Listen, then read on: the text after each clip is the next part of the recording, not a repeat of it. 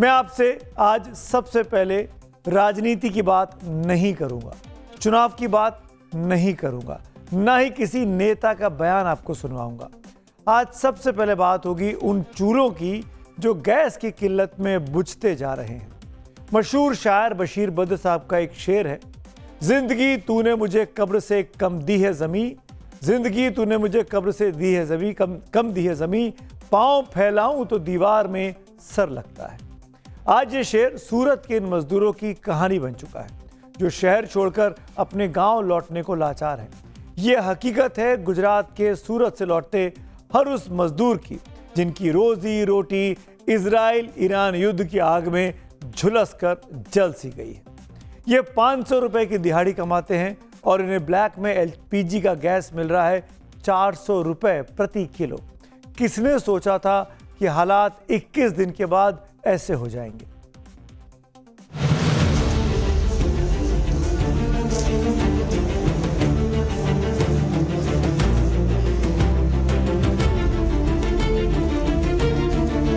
गुजरात के सूरत में लोगों की एक कतारें यूपी और बिहार से आए मजदूरों की है। ये वो लोग हैं जो यहाँ 2 वक्त की रोजी रोटी की खातिर आए थे, लेकिन आज बुझते चूल्हों के चलते वापस लौट रहे हैं। अभी लकड़ी से बनाते थे खाते, अब कब तक खाएं? वो रूम वाला भी नहीं बनाने देता है, वो बोलता है मेरा यहाँ काला होगा ये होगा, तो गांव जा रहे हैं। गैस में खाना बनाने की प्रॉब्लम है, खाने के लिए मिल नहीं रहा है, इसी कारण गांव जा रहे हैं। गुजरात के सूरत को कपड़ों का शहर कहा जाता है, रोजगार का शहर भी माना जाता है, जहां हीरे तराशे जाते हैं, लेकिन वही सूरत आज पलायन का शहर बन गया है।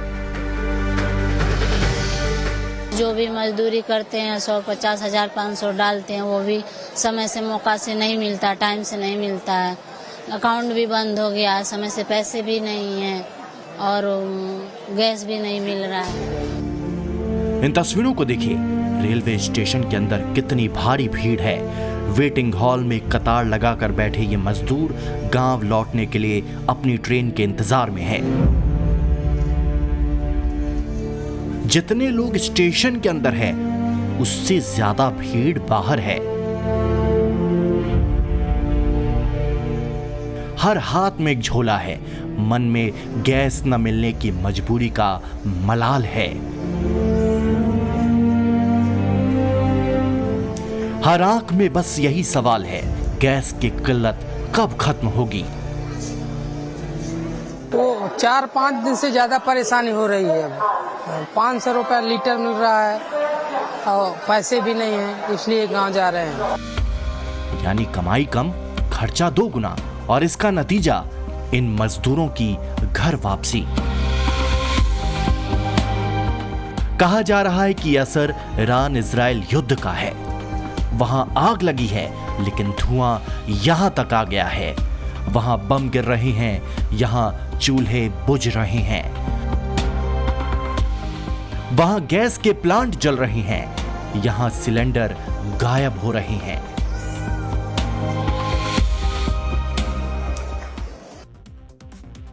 सूरत के इस वेटिंग हॉल में मजदूरों का इंतजार सफर का इंतजार नहीं है, यह मजबूरी का इंतजार है। खाने पकाने वाले एलपीजी गैस के मिलने का इंतजार। हो सकता है कि अभी जब आप अपने घर में चाय पी रहे हो या खाना खा रहे हो, तब गैस ना मिलने के चलते सूरत में एक और मजदूर के कमरे में ताला लग गया।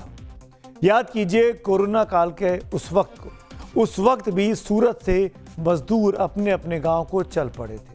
आज फिर से वो अपने गांव जाने को मजबूर है। बस फर्क इतना है कि तब वायरस था, महामारी थी। आज सूरत के 2500 किलोमीटर दूर चल रहा वजह है युद्ध और एलपीजी की किल्लत है। महात्मा गांधी ने एक वक्त कहा था, आपको याद होगा, कि गरीबी हिंसा का सबसे बुरा रूप है।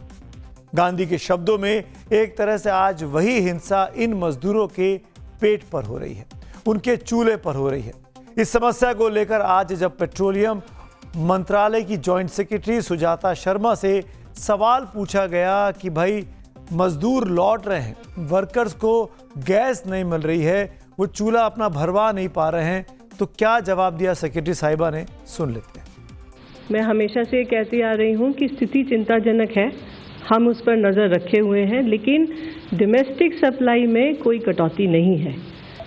FTL माइग्रेंट वर्कर्स के बारे में उज्ज्वला योजना के अंतर्गत बहुत सारे माइग्रेंट वर्कर्स को भी कनेक्शन दिया गया है और उनको सेल स्टॉप नहीं की गई है।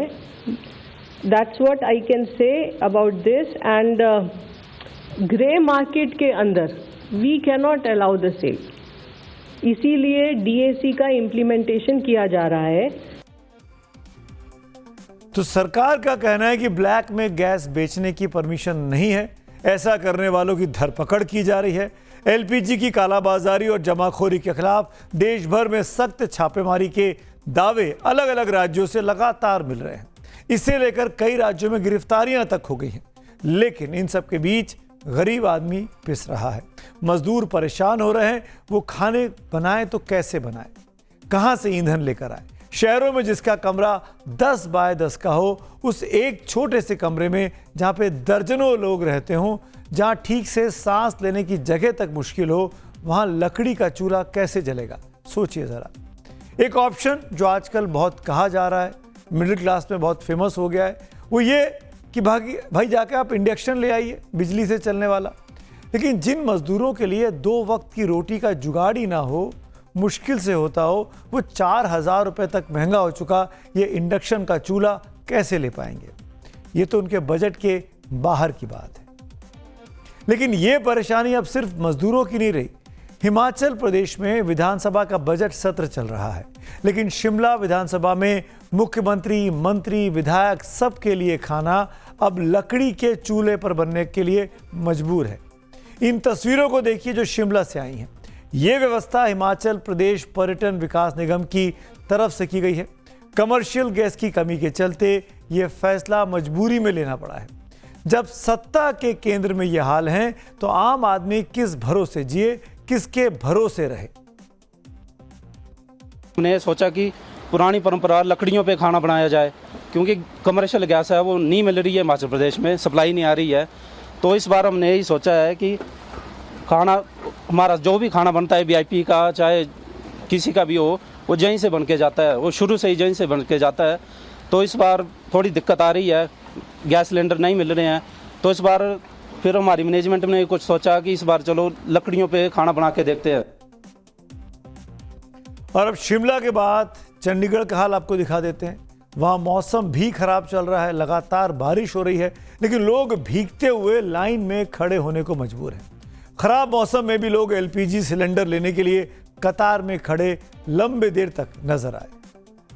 सुबह 8 बजे से खड़े हुए हैं, अभी तक वही लाइन का नंबर का पता नहीं है। पहले इन्होंने कच्ची पर्ची दी, भैया 20 तारीख को आके अपना सिलेंडर ले जाइए। आज लेने आ रहे हैं, बोलते कच्ची पर्ची नहीं चलेगी, आप पक्की पर्ची कटाओ पहले फिर आपको मिलेगा। खाना तो बहुत वो बना सर, खाना तो बन नहीं रहा। 4-4 दिन हो गए, बच्चे ऐसे ही वो घूम रहे हैं। क्या करें बताओ, लकड़ पे जलाए यार जो भी है सर। क्या लकड़ी से खाना पका रहे हैं? हाँ जी सर। खाना पका रहे हैं आप लोग घर पे, क्या इंतजाम किया? से, चूल्हे से, और क्या। सूरत, शिमला, चंडीगढ़ और अब बात एक और राज्य की कर लेते हैं। मैं दरअसल दिखाना चाहता हूं कि कितनी किल्लत अभी भी मौजूद है। जयपुर के कोचिंग एरिया में PG और टिफिन सेंटर बंद हो गए हैं। छात्रों की थाली से सब्जी गायब हो गई है। छात्र कह रहे हैं गनीमत है आज एक सब्जी मिल गई, कल तो सिर्फ दाल ही मिली थी, उसमें भी खाना समय पर नहीं मिल पा रहा है। इसके पीछे की वजह जो बताई गई वही कि कमर्शियल सिलेंडर नहीं मिल रहा है।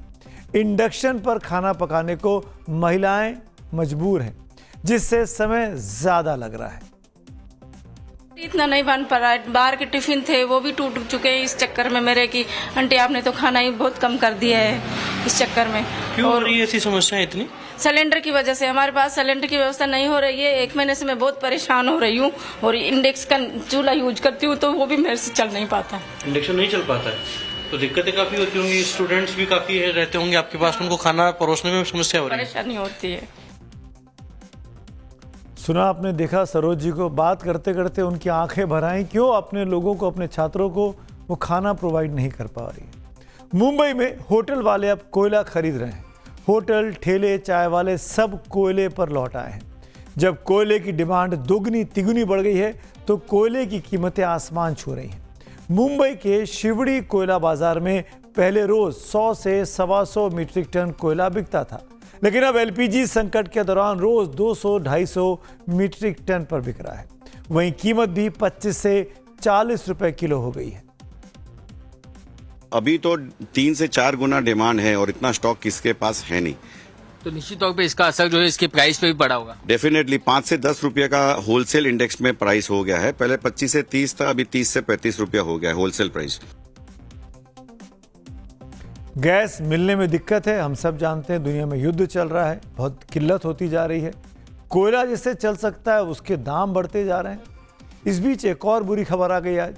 सरकारी तेल कंपनियों ने स्पीड और पावर जैसे प्रीमियम पेट्रोल के दाम 2 रुपये 9 पैसे प्रति से लेकर 2 रुपये 35 पैसे प्रति लीटर तक बढ़ा दिया है। भारत पेट्रोलियम यानी बीपीसीएल ने प्रीमियम पेट्रोल को स्पीड नाम से जो बेचता है, वहीं हिंदुस्तान पेट्रोलियम यानी एचपीसीएल इसे पावर और इंडियन ऑयल यानी आईओसीएल XP95 के नाम से इसे बेचता है।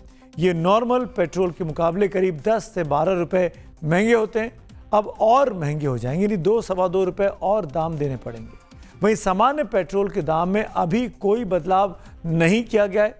वहीं इंडस्ट्रियल डीजल के दाम 22 रुपए प्रति लीटर ही बढ़ा दिया गया है। यानी पेट्रोल और डीजल जो सामान्य मिलते हैं उनमें कोई छेड़छाड़ नहीं की गई है, लेकिन जो प्रीमियम क्वालिटी के हैं उनमें 2 से 2.25 रुपए तक की बढ़त आज कर दी गई है। ईरान और कतर के गैस स्टेशन जल रहे हैं।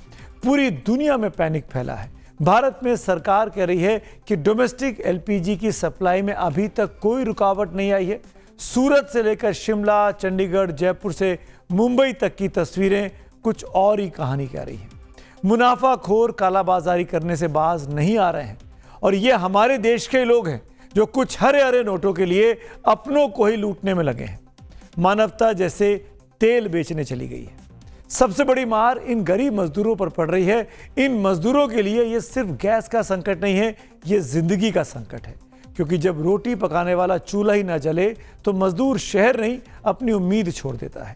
सूरत से आई इन तस्वीरों को देखकर और इन लोगों की, इन मजदूरों की, इन साथियों की आप बीती सुनकर मुझे आज 50 के दशक में लिखी नागार्जुन साहब की वो मार्मिक कविता याद आ रही है, जिसको सुनकर, जिसको देखकर आज भी रोंगटे खड़े हो जाते हैं। नागार्जुन साहब लिखकर गए थे, कई दिनों तक चूल्हा रोया, चक्की रही उदास, कई दिनों तक कानी कुतिया सोई उनके पास। नागार्जुन ने ये पंक्तियां उस दौर में लिखी थी जब अकाल, भूख, गरीबी और बेबसी अपने देश की सच्चाई हुआ करती थी। दशकों बाद सूरत में चूल्हा आज भी रो रहा है, बस फर्क इतना है अब आंसू दिखते नहीं, इस पलायन में बह जाते हैं, खो जाते हैं।